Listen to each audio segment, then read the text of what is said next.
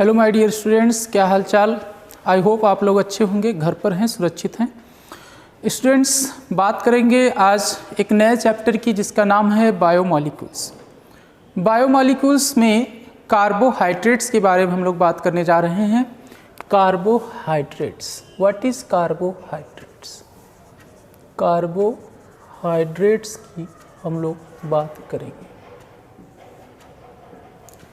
देखिए, कार्बोहाइड्रेट्स जो वर्ड है वो दो वर्ड से बना हुआ है, कार्बो प्लस हाइड्रेट। कार्बो प्लस हाइड्रेट से बना है कौन? कार्बोहाइड्रेट। कार्बो मीन्स होता है डियर स्टूडेंट्स कार्बन, और हाइड्रेट्स मीन्स होता है वाटर। ठीक है, कार्बोहाइड्रेट्स मीन्स हो सकता है हाइड्रेट्स ऑफ कार्बन, मतलब उस ऐसे हम लोग कंपाउंड की बात करने जा रहे हैं जिसमें वाटर H2O होगा और क्या होगा? कार्बन होगा। ठीक है, कार्बन और वाटर। तो जनरल जो फॉर्मूला होता है कार्बोहाइड्रेट्स का, जनरल फॉर्मूला कार्बोहाइड्रेट्स का ये होता है CX। मान लीजिए Y मॉलिक्यूल्स ऑफ वाटर है तो H2O होल Y, ये होता है general formula CXH2O whole Y। तो ऐसे कंपाउंड जो इस फॉर्मूले को सेटिस्फाई करेंगे उनको बोलेंगे क्या? कार्बोहाइड्रेट्स बोलेंगे। Carbohydrates is nothing but it is hydrate of carbon. जैसे सपोज डेट अपने पास दे दिया जाए ग्लूकोज दे दिया, सपोज डेट ग्लूकोज दे दिया, तो ग्लूकोज का फॉर्मूला क्या होता है? C6H12O6 होता है, C6H12O6 यही होता है। ग्लूकोज का फॉर्मूला क्या होता है? C6H12O6 होता है। ठीक है, तो इसको हम अगर इस फॉर्मूले से कंपेयर करें तो इसको लिखा जा सकता है C6H2O होल 6। डेट मीन्स यहाँ पे x की वैल्यू 6 है और y की वैल्यू भी 6 है, और ये इस फॉर्मूले को क्या कर रहा है? सेटिस्फाई कर रहा है। That's Y glucose is a carbohydrate. Glucose क्या है? एक कार्बोहाइड्रेट बन जाता है। क्यों बनता है? क्योंकि ये जो है इस फॉर्मूले को सेटिस्फाई कर रहा है, इस वजह से ग्लूकोज एक कार्बोहाइड्रेट है। अब बात करते हैं सुक्रोज की। सुक्रोज क्या होता है? C12H22O11 ये होता है सुक्रोज। सुक्रोज को हम लोग लिख सकते हैं C12H2O होल, यहाँ पे देखिए 11। जरूरी नहीं है कि x और y इक्वल ही हो, डिफरेंट भी हो सकते हैं x और y। यहाँ पे देख सकते हो कि x की वैल्यू 12 है और y की वैल्यू क्या है? 11 है। ठीक, तो यहाँ पे ये भी क्या कर रहा है? सुक्रोज भी जो है फॉर्मूले को सेटिस्फाई कर रहा है। इस फॉर्मूले को CXH2O होल Y, ये जो फॉर्मूला है हमारा, उसको क्या कर रहा है? सेटिस्फाई कर रहा है। That's why sucrose is also a carbohydrate. Sucrose is also called carbohydrate. But कुछ ऐसे भी कंपाउंड हैं जो ये फॉर्मूला सेटिस्फाई तो करते हैं बट वो कार्बोहाइड्रेट नहीं कहलाते, बट वो कार्बोहाइड्रेट नहीं है। जैसे हम बात करें फॉर्मल्डिहाइड की। फॉर्मल्डिहाइड का फॉर्मूला होता है HCOH, ये होता है फॉर्मल्डिहाइड। तो हम लोग इसको अगर इस फॉर्मूले के अकॉर्डिंग अगर लिखें तो यहाँ पे कार्बन कितना है? 1 है, H2O होल Y, यहाँ पे y की भी वैल्यू कितनी है? 1 है। अब देखिए यहाँ इसकी x की वैल्यू यहाँ पे 1 है, y की वैल्यू भी 1, और ये इस फॉर्मूले को सेटिस्फाई कर रहा है CXH2O होल y, इस फॉर्मूले को सेटिस्फाई कर रहा है। तो इसके अकॉर्डिंग तो होना चाहिए क्या? इसको होना चाहिए फॉर्मल्डिहाइड को क्या होना चाहिए? कार्बोहाइड्रेट होना चाहिए। लेकिन क्या आप जानते हो कि फॉर्मल्डिहाइड कार्बोहाइड्रेट नहीं है? फॉर्मल्डिहाइड कार्बोहाइड्रेट नहीं है। तो ऐसे भी कंपाउंड हो सकते हैं जो इस फॉर्मूले को सेटिस्फाई तो करें, बट वो कार्बोहाइड्रेट जरूरी नहीं है कि वो हो। जैसे एक और बात करते हैं, एसिटिक एसिड की बात करते हैं। एसिटिक एसिड की बात करता हूँ। एसिटिक एसिड का फॉर्मूला होता है CH3COOH, ये होता है एसिटिक एसिड का फॉर्मूला। इसको हम लोग क्या भी लिख सकते हैं, हम लोग इसको लिख सकते हैं, देखिए इसमें 2 कार्बन है तो C2 लिख सकते हैं, और 4 हाइड्रोजन है H2O एंड होल ट्वाइस, ये लिख सकते हैं। यहाँ पे देखिए x की वैल्यू कितनी है, 2 है, और y की वैल्यू भी कितनी है, 2 है। ये इस फॉर्मूले को सेटिस्फाई करता है। ये जो हमने लिखा फॉर्मूला, इसको क्या कर रहा है, ये सेटिस्फाई कर रहा है। बट आपको पता है कि एसिटिक एसिड जो होता है वो कार्बोहाइड्रेट नहीं होता। एसिटिक एसिड कार्बोहाइड्रेट नहीं होता है।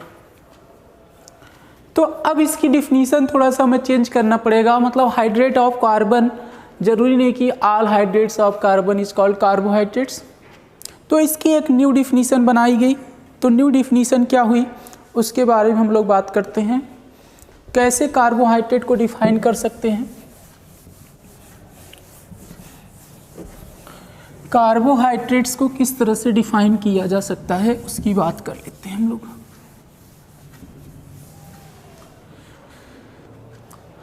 अब देखिए यहाँ पे हम लोग डिफिनीशन लिखने जा रहे हैं। Definition of carbohydrate. Carbohydrates are those polyhydroxyaldehydes or ketone which on hydrolysis gives polyhydroxyaldehyde and ketone। इसकी डिफिनीशन बनी the polyhydroxy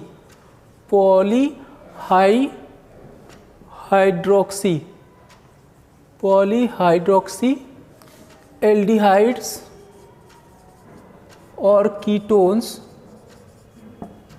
the polyhydroxyaldehydes and ketones which on hydrolysis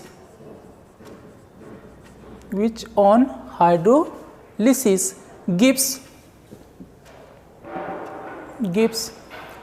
polyhydroxyaldehyde and ketone, polyhydroxyaldehyde और ketone is called carbohydrates।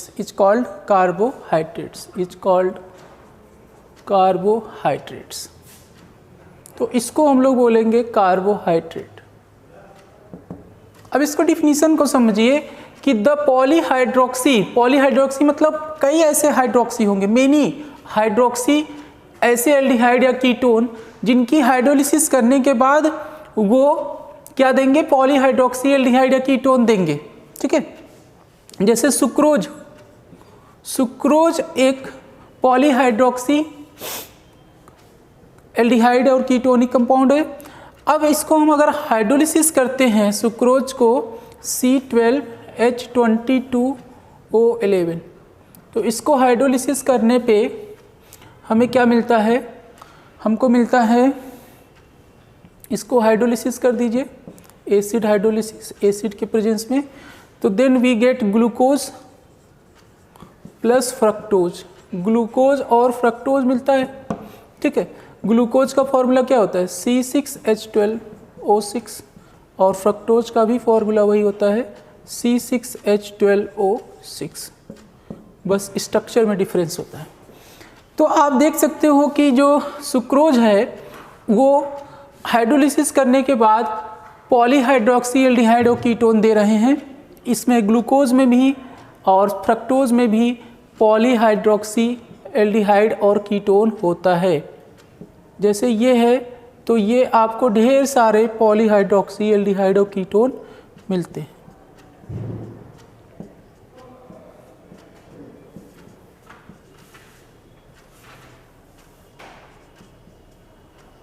ठीक है, ये होता है।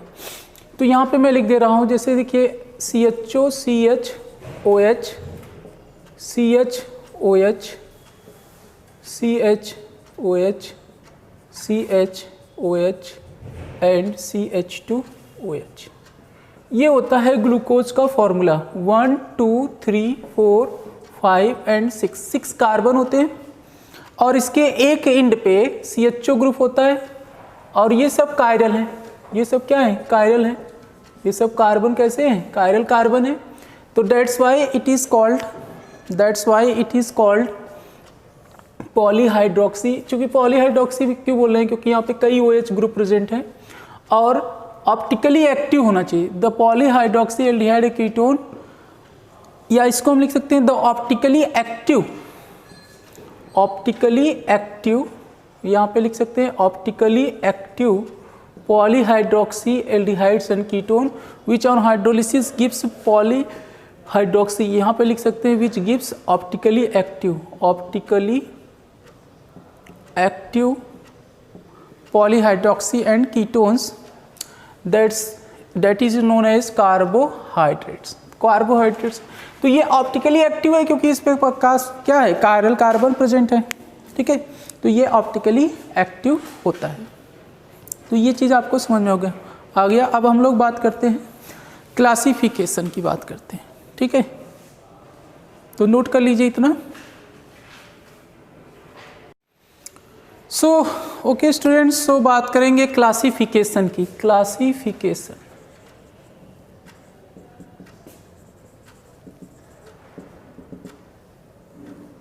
Classification की बात करते हैं।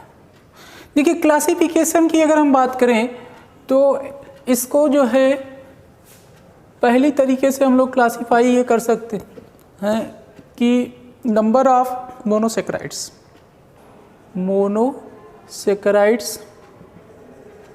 सेकेंड है डियर स्टूडेंट्स ओलिगोसेक्राइड्स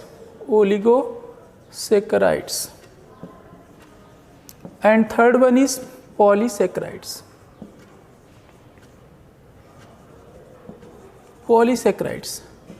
तो तीन तरह से हम लोग क्लासीफाई कर सकते हैं, monosaccharides, oligosaccharides and polysaccharides. What is monosaccharides? Monosaccharide dear students सबसे सिंपलेस्ट सेक्राइड्स होते हैं। इससे सिंपल और सेक्राइड्स नहीं हो सकते। सबसे सिंपलेस्ट सेक्राइड्स में मोनोसेक्राइड्स आता है। डैट मीन्स ऐसे सेक्राइड्स सबसे सिंपल सेक्राइड्स हैं, ऐसे सेक्राइड्स जिनका हाइड्रोलिसिस पॉसिबल नहीं है, मतलब they do not hydrolyse further. The saccharides which do not further hydrolyse is called monosaccharides. Mono means one होता है, जिसमें वन सेक्राइड्स प्रेजेंट होते हैं, उनको बोलते हैं मोनोसेक्राइड्स। ये सबसे सिंपल सेक्राइड्स होते हैं। ये क्या होते हैं? ये डू नॉट हाइड्रोलाइज्ड। ये जल्दी हाइड्रोलाइज नहीं होते हैं, ये फर्दर हाइड्रोलाइज नहीं होते, इनका हाइड्रोलिसिस नहीं हो सकता, ये हाइड्रोलिसिस इनका नहीं होता है, ये हाइड्रोलाइज नहीं होते। जैसे मान लीजिए ग्लूकोज है, तो ग्लूकोज एग्जाम्पल है किसका? मोनोसेक्राइड्स का। Glucose is an example of monosaccharides. Monosaccharides का एग्जाम्पल होता है कौन? ग्लूकोज। तो ग्लूकोज को अगर हम हाइड्रोलिसिस करें तो नो रिएक्शन, कोई रिएक्शन नहीं होता, यानी इसको हम लोग फर्दर हाइड्रोलिसिस नहीं कर सकते। जैसे ग्लूकोज है, गैलेक्टोज है, मैनोज है, फ्रक्टोज है, तो ये सब मोनोसेक्राइड्स होते हैं। फ्रक्टोज भी मोनोसेक्राइड्स है। फ्रक्टोज, ग्लूकोज, गैलेक्टोज, ठीक है, मैनोज, राइबोज, ये सब, राइबोज भी आता है। राइबोज भी किसका एग्जाम्पल है? मोनोसेक्राइड्स का। Ribose is also example of monosaccharides. What is oligosaccharides? Oligo means होता है वैसे 10। ओलिगो मीन्स होता है वैसे 10। ऐसे सेक्राइड्स जिनको हाइड्रोलिसिस करने पर ध्यान से सुनना कि ऐसे सेक्राइड्स जिनको हाइड्रोलिसिस करने पे 2 to 10 मोनोसेक्राइड्स मिलते हैं। 2 to 10 मोनोसेक्राइड्स मिलें तो ऐसे सेक्राइड्स को बोलते हैं ओलिगोसेक्राइड्स। ऐसे सेक्राइड्स को बोलते हैं ओलिगोसेक्राइड्स। ठीक है, अब बात करते हैं पॉलीसेक्राइड्स। अच्छा, ओलिगोसेक्राइड्स में कौन कौन आता है? जैसे सुक्रोज है, लैक्टोज जो दूध में पाया जाता है, लैक्टोज, सुक्रोज शुगर आप लोगों ने खाया भी होगा, सुक्रोज, लैक्टोज हो गया। ठीक है, ये सब होते हैं। लैक्टिक एसिड से जैसे जिसका बनता है लैक्टोज, ये इसमें पाया जाता है। तो सुक्रोज भी ओलिगोसेक्राइड्स में आता है, ओलिगोसेक्राइड्स का एग्जाम्पल है। सुक्रोज एक ओलिगोसेक्राइड्स है, लैक्टोज भी एक ओलिगोसेक्राइड्स आता है। ठीक है, ये सब होते हैं ओलिगोसेक्राइड। बाद पॉलीसेक्राइड्स आता है। पॉलीसेक्राइड्स देखिए क्या होता है, पॉली मीन्स होता है मेनी, मतलब जिनके हाइड्रोलिसिस करने पे after hydrolysis they gives more than 10 oligosaccharide, more than 10 monosaccharides, monosaccharides. After hydrolysis they gives more than 10 monosaccharides is called polysaccharides. Polysaccharides क्या होते हैं? जिनको हाइड्रोलिसिस करने पे 10 से ज़्यादा क्या मिले? मोनोसेक्राइड्स मिले, तो उनको बोलते हैं पॉलीसेक्राइड्स। ठीक है, जैसे cellulose, cellulose is an example of polysaccharides. Cellulose एक एग्जाम्पल हो सकता है पॉलीसेक्राइड्स के। जैसे स्टार्च भी क्या होता है? स्टार्च आप लोगों ने देखा होगा, स्टार्च जैसे जो पोटैटोज होते हैं उनमें स्टार्च पाया जाता है। सेलुलोज जो होती है उनमें जो जैसे मान लीजिए प्लांट्स होती हैं उनमें सेलुलोज पाया जाता है। प्रोटीन्स, ये सब पॉलीसेक्राइड्स होते हैं। सेलुलोज भी क्या है? ये पॉलीसेक्राइड्स होता है। स्टार्च भी पॉलीसेक्राइड्स होता है। ठीक है, अब हम लोग बात करते हैं फर्दर क्लासिफिकेशन की। तो ये 3 तरह से हम लोगों ने क्लासीफाई कर दिया नंबर ऑफ मोनोसेक्राइड्स के बेसिस पर। अब हम लोग बात करेंगे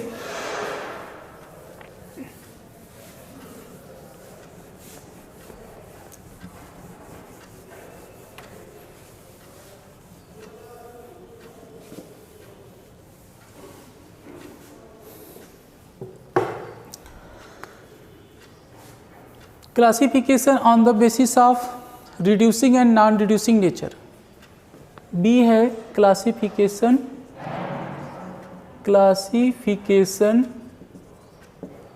on the basis of reducing and non reducing nature. Reducing and non reducing nature. Reducing and non reducing nature के बेसिस पर हम लोग बात करने जा रहे हैं, क्लासिफिकेशन करेंगे। ठीक है, अब समझिए what is reducing sugars. What is reducing sugars? Reducing sugars क्या होते हैं? मतलब रिड्यूसिंग शुगर किनको बोलेंगे? What is reducing sugars? देखिए, ऐसे शुगर्स जिनका फेलिंग सॉल्यूशन या टॉलेंस सॉल्यूशन के साथ रिएक्शन पॉजिटिव टेस्ट देते हैं। पॉजिटिव टेस्ट देते हैं टॉलेंस टेस्ट या फेलिंग सॉल्यूशन के साथ, वो क्या कहलाते हैं? रिड्यूसिंग शुगर्स कहलाते हैं। जैसे ग्लूकोज एक रिड्यूसिंग शुगर है। ग्लूकोज एक रिड्यूसिंग शुगर होता है। ग्लूकोज एक रिड्यूसिंग शुगर होता है। ग्लूकोज चूँकि क्या करता है, इसके पास aldehydic group CHO group present होता है, दैट्स वाई ये जो है क्या करता है, फेलिंग सॉल्यूशन टॉलेंस टेस्ट देता है, इस वजह से इसको बोलते हैं रिड्यूसिंग शुगर्स। जैसे नॉन रिड्यूसिंग शुगर क्या होंगे? नॉन रिड्यूसिंग शुगर का मतलब जो फेलिंग टेस्ट या फेलिंग टेस्ट ना देते हों, टॉलेंस टेस्ट नहीं देते हैं, तो उनको बोला जाता है non reducing sugar. Non reducing sugar का एग्जाम्पल, बेस्ट एग्जाम्पल है सुक्रोज। तो सुक्रोज जो होता है वो नॉन रिड्यूसिंग शुगर है, नॉन रिड्यूसिंग शुगर है जो कि डाइसेक्राइड्स भी है, डाइसेक्राइड्स, क्योंकि इसमें जो है CHO ग्रुप फ्री नहीं होता है, इस वजह से सुक्रोज जो होता है निगेटिव टेस्ट देता है फेलिंग सॉल्यूशन या टॉलेंस रीजेंट के साथ, टॉलेंस सॉल्यूशन के साथ नो रिएक्शन, कोई रिएक्शन इसका नहीं होता है। That's why sucrose is consider as non reducing sugar, sucrose is consider as non reducing sugars. तो all monosaccharides are reducing sugar, हम लोग ये बोल सकते हैं कि जितने मोनोसेक्राइड्स होते हैं, all monosaccharides are example of reducing sugars, ठीक है। All monosaccharides and disaccharides, disaccharides except sucrose, sucrose को छोड़ करके जितने मोनोसेक्राइड्स और डाइसेक्राइड्स होते हैं they are consider as reducing sugars, ठीक है। और जितने पॉलीसेक्राइड्स होते हैं वो क्या कहलाते हैं, नॉन रिड्यूसिंग शुगर्स कहलाते हैं। पॉलीसेक्राइड्स जितने होते हैं, polysaccharides, polysaccharides, polysaccharides are consider as non reducing sugars. तो आई होप आप लोगों को ये समझ में आ गया होगा, रिड्यूसिंग नॉन रिड्यूसिंग के बेसिस पर इस तरह से क्लासीफाई कर सकते हैं हम लोग। अब हम लोग बात करते हैं मोनोसेक्राइड्स भी दो तरह का होता है, क्लासिफिकेशन ऑफ मोनोसेक्राइड्स, मोनोसेक्राइड्स का classification.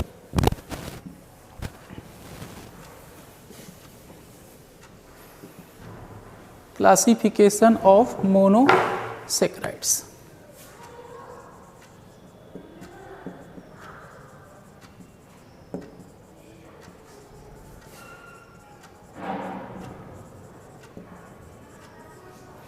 Classification of monosaccharides, monosaccharides देखो दो तरह से हम लोग क्लासीफाई कर सकते हैं। एक होता है अगर उसमें COH एल्डिहाइडिक ग्रुप प्रेजेंट है, ठीक है, अगर उसमें एल्डिहाइडिक ग्रुप प्रेजेंट है, एल्डिहाइडिक ग्रुप प्रेजेंट है तो उसको बोलेंगे एल्डो, एल्डो वर्ड यूज किया जाता है, ठीक है। और अगर उसमें कीटोनिक ग्रुप प्रेजेंट है, कीटोनिक ग्रुप प्रेजेंट है लाइक C++OR R', अगर कीटोनिक ग्रुप प्रेजेंट है डियर स्टूडेंट्स तो उसको बोलेंगे कीटो, कीटो ग्रुप, ठीक है, कीटो वर्ड यूज करते हैं। नंबर ऑफ कार्बन पे बेसिस पे होता है, जैसे अगर नंबर ऑफ कार्बन 3 है, ठीक है, नंबर ऑफ कार्बन 4, 5, 6, ठीक है, ये हो सकते हैं। अब देखो 3 कार्बन है तो और एल्डिहाइड ग्रुप अगर उसमें है, 3 कार्बन है और एल्डिहाइड ग्रुप है तो उसको बोलेंगे एल्डो ट्राइओज, एल्डो ट्राइओज बोलते हैं। और अगर कीटोनिक ग्रुप है तो कीटो ट्राइओज बोलेंगे, कीटो ट्राइओज बोलेंगे, एल्डो ट्राइओज बोला जाएगा अगर 3 कार्बन है। 4 कार्बन है तो बोलेंगे इसको टेट्रो, देखो Aldo tetrose, tetrose, Aldo tetrose बोलेंगे और इसको बोलेंगे कीटो टेट्रोज, आसान है, कीटो टेट्रोज बोलेंगे, इसको बोलेंगे एल्डो टेट्रोज। और अगर 5 कार्बन है तो उसको बोलेंगे एल्डो पेंटोज, एल्डो पेंटोज, और इसको बोलेंगे कीटो पेंटोज, कीटो पेंटोज, ठीक है। अगर 6 कार्बन है तो क्या बोलेंगे एल्डो हेक्सोज, एल्डो हेक्सोज, ठीक है। और अगर 6 कार्बन है और कीटोनिक ग्रुप है तो एल्डो कीटो हेक्सोज बोलेंगे, keto hexose, hexose, keto hexose बोला जाए। जैसे ग्लूकोज C6H12O6, ग्लूकोज जो होता है is example of aldo hexose. पूछा जा सकता है कि ग्लूकोज एल्डो हेक्सोज होता है कि कीटो हेक्सोज, तो चूंकि इसमें एल्डिहाइड ग्रुप होता है इसलिए glucose is an example of aldo hexose. Aldehyde group होता है और 6 कार्बन होता है इसलिए इसको एल्डो हेक्सोज बोला जाता है। और इसको बोला जाता है फ्रक्टोज, जैसे एग्जाम्पल होता है फ्रक्टोज। तो fructose is an example of ketohexose because of CO group, इसमें CO ग्रुप होता है और इस वजह से इसको बोलते हैं कीटोहेक्सोज। और इसको बोलते हैं एल्डिहाइड ग्रुप होता है, इस वजह से इसको बोला जाता है एल्डोहेक्सोज। आई होप आप लोगों को ये क्लासिफिकेशन समझ में आ गया होगा। ठीक है, ओके, नोट कर लीजिए।